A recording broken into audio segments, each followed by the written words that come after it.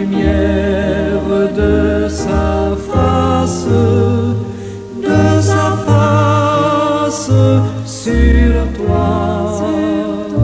sur toi, use de grâce envers toi et te donne la paix, et te donne la paix.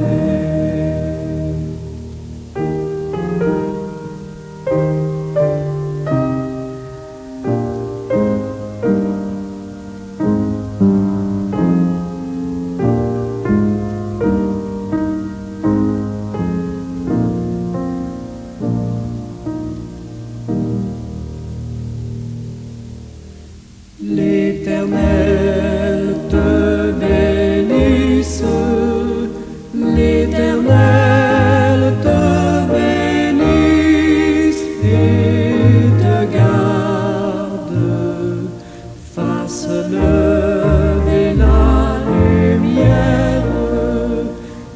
lumière de sa face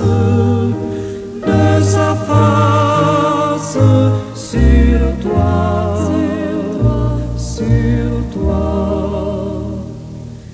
use de grâce envers toi et te donne la paix, et te donne la paix.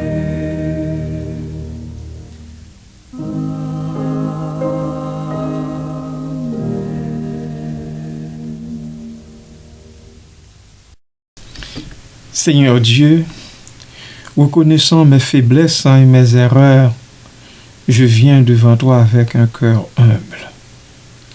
Je te demande pardon, mon Dieu, pour mon orgueil et ma suffisance, qui m'ont éloigné de ta volonté et de ton amour.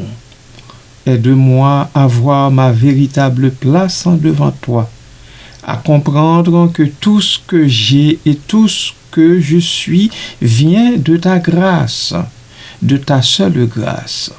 Libère-moi, Seigneur, de la vanité et du désir de me valoriser aux yeux des autres. Donne-moi la sagesse de servir et d'aimer ceux qui m'entourent sans chercher à être reconnu ou admiré. Seigneur, remplis mon cœur d'humilité et de compassion, que chaque jour je puisse marcher dans la simplicité et la foi, conscient de ta grandeur et de ta bonté.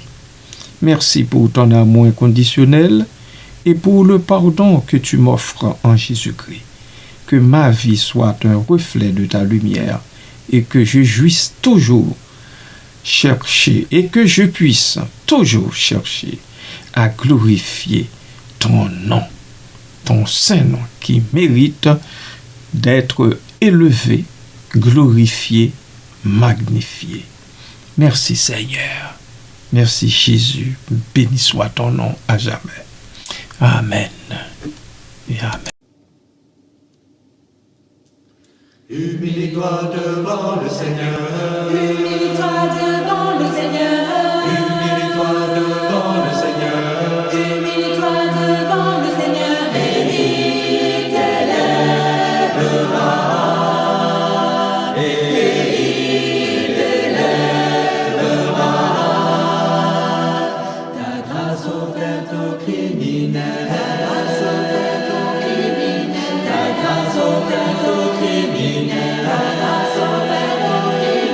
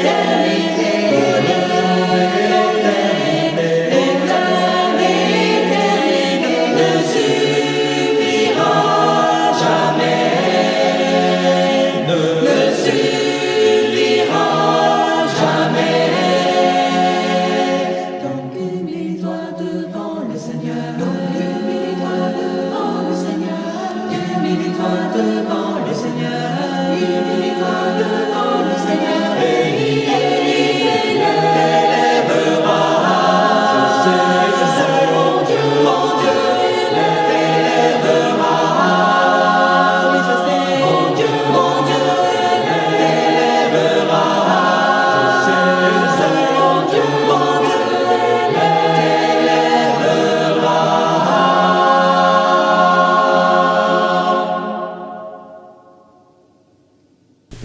Très chers amis, internautes et bien-aimés de Dieu, bonjour, bon matin. Que la paix et la grâce du Seigneur Jésus-Christ soient avec vous toutes et tous. Quand vient l'orgueil, vient aussi l'ignominie. Proverbe chapitre 11, verset 2a. Cette phrase concise et percutante est une maxime qui met en garde contre les dangers de l'orgueil. Elle suggère que l'arrogance et la vanité mènent inévitablement à la honte et à la dégradation. L'orgueil, perçu comme un défaut majeur, est ici directement lié à l'ignominie, soulignant du même coup les conséquences négatives d'une attitude excessivement confiante et prétentieuse. Explorons plus en détail les nuances de cette affirmation. L'orgueil, dans le contexte de cette phrase, ne se limite pas à une simple fierté légitime. Il s'agit plutôt d'une enflure de l'ego, d'une conviction exagérée de sa propre importance et de ses propres mérites. Une personne orgueilleuse se considère souvent supérieure aux autres, se montre condescendante et méprisante. Elle peut également être aveuglée par sa propre suffisance, incapable de reconnaître ses erreurs ou d'accepter les critiques. L'ignominie, quant à elle, représente la honte, le déshonneur, la perte de réputation. C'est un état d'avilissement moral et social, souvent causé par une action répréhensible ou un comportement indigne. L'ignominie peut se manifester par le ridicule, le mépris public ou même l'ostracisme. Beaucoup de gens, semble-t-il, ne s'en rendent pas compte. Mais c'est grave, extrêmement grave, d'avoir un tel comportement qui ne répond pas, en fait, qui n'honore pas la personne. Pensez-y bien. Amen.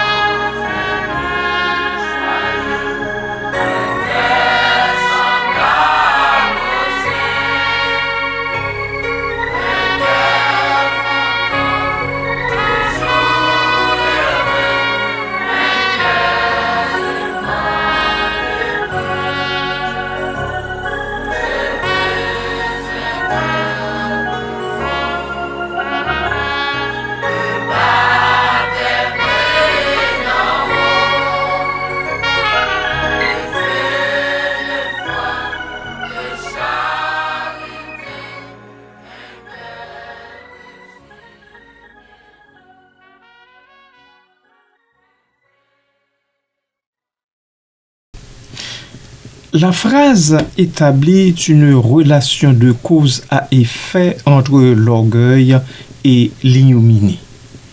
Elle ne se contente pas de suggérer une simple corrélation, mais affirme une conséquence quasi inéluctable. Pourquoi l'orgueil mène-t-il à l'ignominie? Plusieurs raisons peuvent expliquer cette connexion. Premièrement, l'aveuglement et l'erreur. L'orgueil rend souvent les individus aveugles à leurs propres défauts et limites. Convaincus de leur infaillibilité, ils peuvent prendre des décisions imprudentes comme commettre des erreurs graves ou adopter des comportements répréhensibles. Ces erreurs, amplifiées par leur arrogance, peuvent alors les conduire à la honte et au déshonneur. 2. Le mépris des autres. L'orgueil conduit souvent à un mépris des autres, à une dévalorisation de leurs compétences et de leurs opinions.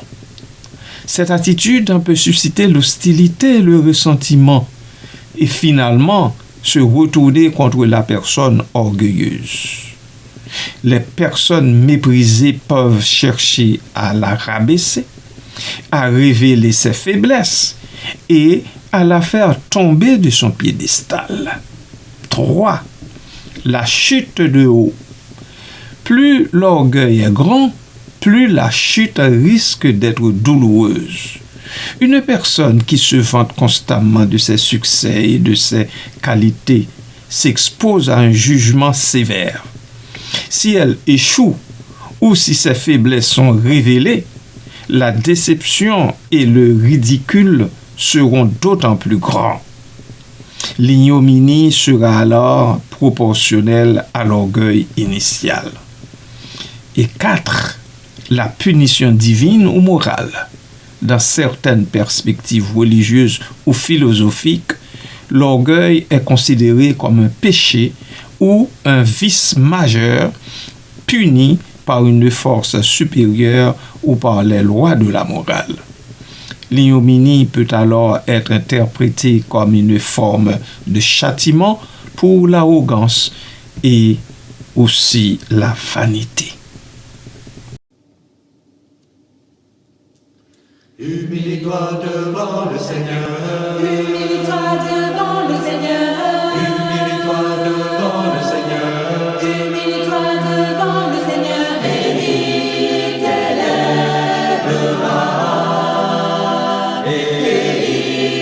t'élèvera. Ta grâce offerte aux criminels. Ta grâce offerte aux criminels. Ta grâce offerte aux criminels. Ta grâce offerte aux criminels. A tout payé pour moi. A tout payé pour moi. Perdu, je trouve enfin le ciel. Perdu, je trouve enfin le ciel. Aveugle, enfin, je vois. Aveugle, enfin, je vois.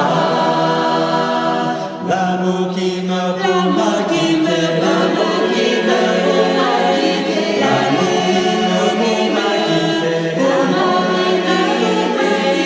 La vie aux cieux promet. La vie aux cieux promet. Pour le sonder l'éternité. Pour le sonder l'éternité. Pour le sonder l'éternité. L'éternité ne suffira jamais. Ne suffira jamais. Donc humilie-toi devant le Seigneur. Donc humilie-toi devant le Seigneur. Humilie-toi devant le Seigneur. Humilie-toi devant le Seigneur. Et il t'élèvera. Je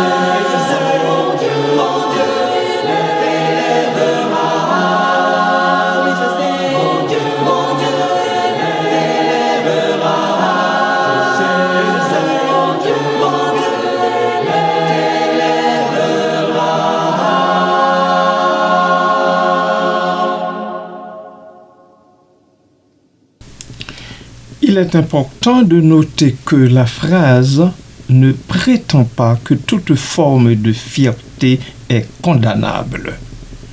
Une fierté légitime, basée sur des réalisations réelles et un respect des autres, est tout à fait acceptable, voire souhaitable.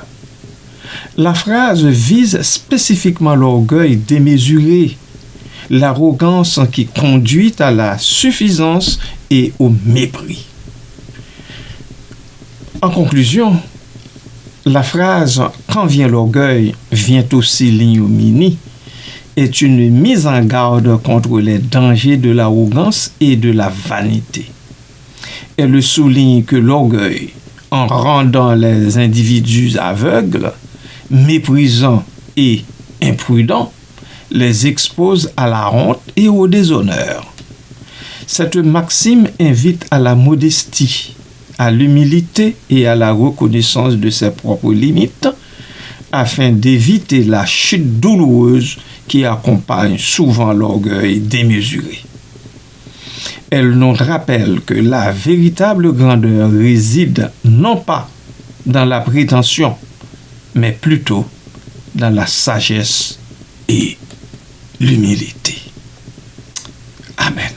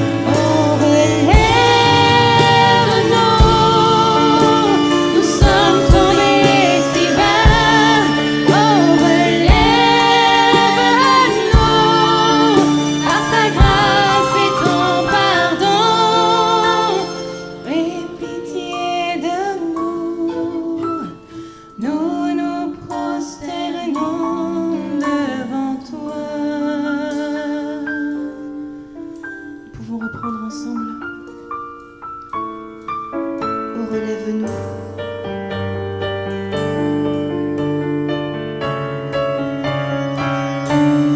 Oh, relève-nous, nous sommes tombés si bas. Oh, relève-nous,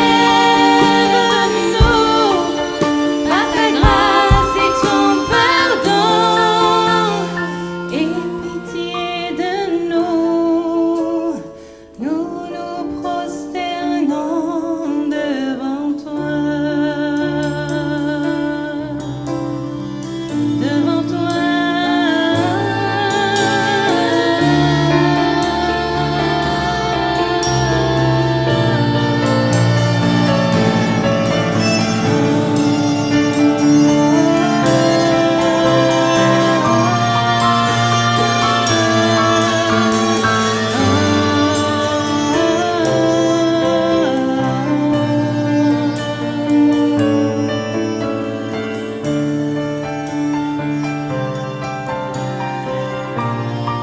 Nous pouvons demander au Seigneur pardon. Pardon, Seigneur. Pardon pour tout ce qui te déplaît, qui te fait mal.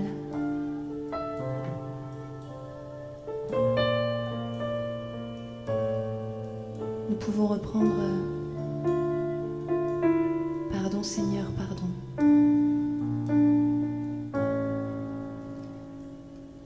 Pardon, Seigneur, pardon, pour notre orgueil, nos résistances.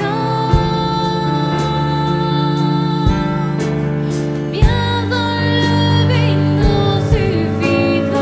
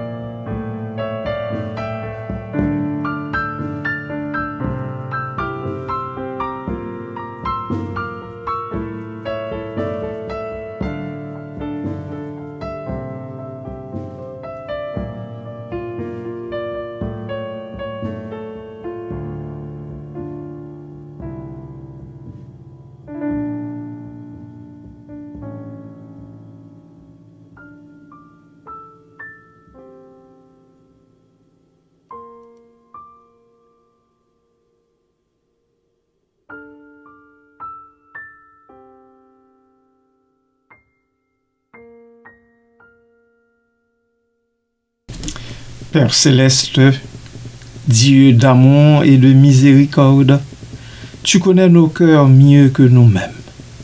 Et tu vois combien l'orgueil en peut nous éloigner de toi. Aujourd'hui, nous te présentons nos faiblesses, nos pensées de supériorité, nos désirs de reconnaissance, nos tentations de nous élever au-dessus des autres. Pardonne-nous, Seigneur. Pardonne-nous, car sans toi, nous ne sommes rien. Enseigne-nous l'humilité comme Jésus l'a vécu. Lui, le roi des rois, s'est fait serviteur jusqu'à la croix. Donne-nous, ô Dieu, un cœur de serviteur, capable de reconnaître nos limites, de célébrer les dons des autres et de te glorifier en toutes choses. Garde-nous de l'arrogance qui nous aveugle, de la vanité qui nous isole et de l'autosuffisance qui nous éloigne de ta grâce. Rappelle-nous, Seigneur, que tout ce que nous avons vient de toi. Notre intelligence, nos talents, nos succès, des dons à utiliser pour ton royaume, jamais pour notre gloire. Protège nos paroles, Seigneur, pour qu'elles édifient et non qu'elles blessent. Purifie nos motivations pour qu'elles cherchent ton visage, non les louanges des hommes. Brise en nous l'esprit de compétition qui nous pousse à mépriser ou à envier. Seigneur, remplis-nous de ton esprit pour que nous marchions dans la douceur et la simplicité du Christ. Que notre joie soit de t'obéir, non de dominer, Seigneur. Notre force, de te faire confiance, non de nous reposer sur nous-mêmes. Nous te confions nos frères et sœurs en humanité, Seigneur. Délivre-les aussi de l'orgueil qui divise. Fais de nous, ô Dieu, des instruments de paix, témoins de ta grâce par notre humilité. Car c'est toi, ô Dieu, qui élève les humbles. Et c'est dans la petitesse de notre cœur que tu manifestes ta puissance. Nous te prions, ô Dieu, au nom de Jésus, notre Maître et notre modèle d'humilité parfaite. Merci, Père. Béni soit ton nom. Amen.